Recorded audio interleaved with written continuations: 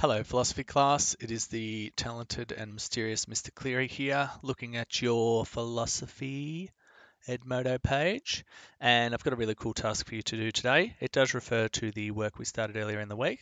So this is what was posted on May 26th, which was our Tuesday double period. And that document looks like this.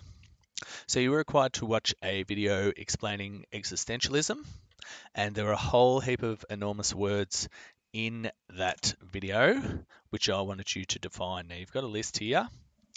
God, religion, existence, dialectic, essence, nihilism, atheism, theist, teleology, existentialist absurdity, living authentically, bad faith, essentialism, and existentialism. So some enormous words there. I'm sure you'll agree. I've done pretty well to read that word without making it, or sorry, read that list without making any mistakes, although I did make a mistake just then.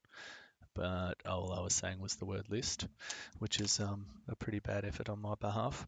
But I digress. So today's task is you are going to take one of these terms and you are going to create something, and it will be a combination of words and images that would explain this thing, this term or this theory to someone who's got no idea about it. And what I want you to do with that is consider your audience as being maybe like a 5-year-old or a 6-year-old. So let's say a preppy. Let's say you're in a class full of preppies and you've been given the task of explaining to them what humans mean when they talk about God. So you're not trying to convince the preppies that God exists or anything like that.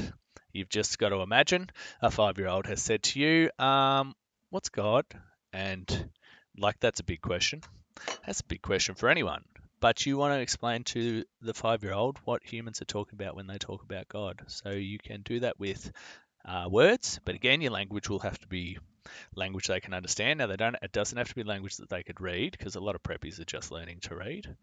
But it needs to be in language that they can understand. And you need to use imagery, or you might do drawings or diagrams or something like that that will help explain that thing. So how you do that, I'll leave open to you. So you might do it as a bit of a poster or a pamphlet or a one-page in Word or a poster or anything you like. You've really got a bit of freedom on that front. And I'm really excited to see what you come up with, because we have done creative work in philosophy before, and the work that you have produced has been very impressive.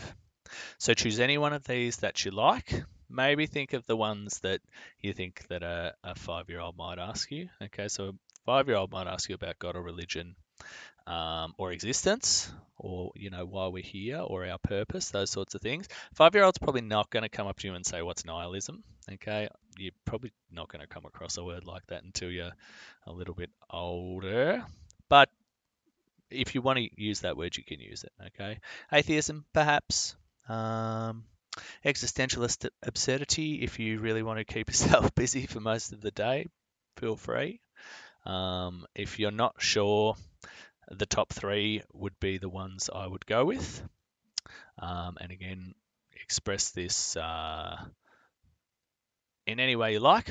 Just be mindful of your audience. How would I explain to a 5-year-old what God is if they had asked me that question?